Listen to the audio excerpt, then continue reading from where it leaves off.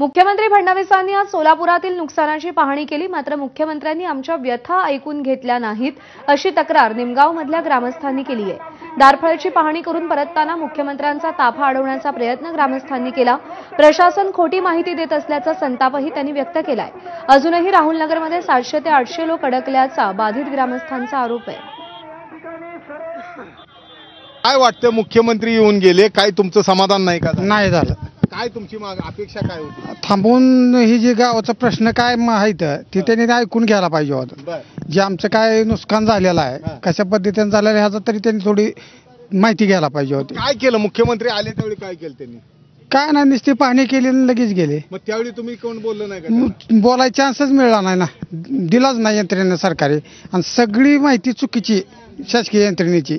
सगळं नदी काठ आहे, पूर्ण गाव पाण्यात गेले। हे राहुलनगर पूर्ण पाण्यात गेले। त्याची साधी विचारपूस नाही, शक्यतो जायला येत नाही तर ठीक आहे, पण त्या गावचं काय नुकसान झालंय, किती लोक पाण्याखाली गेले, ती किती लोकांची घरे गेले, हे थोडं तरी 1-2 मिनिटं आम्हाला वेळ द्यायला पाहिजे, एवढी आमची अपेक्षा आहे। नुकसानाची पाहणी केली नाही आणि त्यामुळे ही सर्व ग्रामस्थ संतप्त आहेत। राहुलनगरला वेढा पडलेला आहे, अनेक ठिकाणी पाण्याचं नुकसान आहे, पण ज्या पद्धतीने पाहणी करणं अपेक्षित होतं ते केलेलं नाही आणि त्यामुळेच गावकरी संतप्त होते, म्हणून येताना ताफा अडवायचा प्रयत्न केला, मात्र मुख्यमंत्री थांबले नाहीत। त्यामुळे मुख्यमंत्र्यांच्या दौऱ्याने यांच्या हातात काय मिळालं हा प्रश्न तसाच आहे। कॅमेरामन सचिन जाडेसह सुनील दिवाण, एबीपी माझा।